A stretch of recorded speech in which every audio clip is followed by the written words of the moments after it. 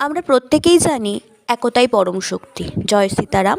আজ আমরা সীতা চল্লিশার তৃতীয় চপাইয়ের বিষয়ে জানব, যার মধ্যে লুকিয়ে আছে সুখী পরিবারের গোপন মন্ত্র। কবি তার সীতা চল্লিশার তৃতীয় চপাইয়ের প্রথম লাইনে উল্লেখ করছেন জানক দুলারি রাঘব পেয়ারি, অর্থাৎ মাতা সীতা কেবল রাজা জনকের আদরের মেয়ে নন, তিনি শ্রীরামের হৃদয়ের স্পন্দন। তিনি রাজপ্রাসাদের আরাম ছেড়ে বনের কষ্ট সহ্য করেছিলেন কেবলমাত্র তার স্বামীর সঙ্গে থাকার জন্য। যার থেকে আমরা এটাই শিখতে পারি, সত্যিকারের ভালোবাসা স্বার্থ দেখে হয় না, তা নির্ভর করে বিশ্বাস এবং ত্যাগের উপর।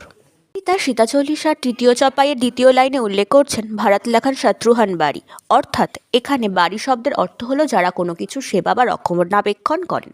মাতা সীতা কেবল শ্রীরামচন্দ্রের পত্নীই ছিলেন না, তিনি ভরত, লক্ষ্মণ এবং শত্রুঘ্নর কাছে ছিলেন মায়ের মতো।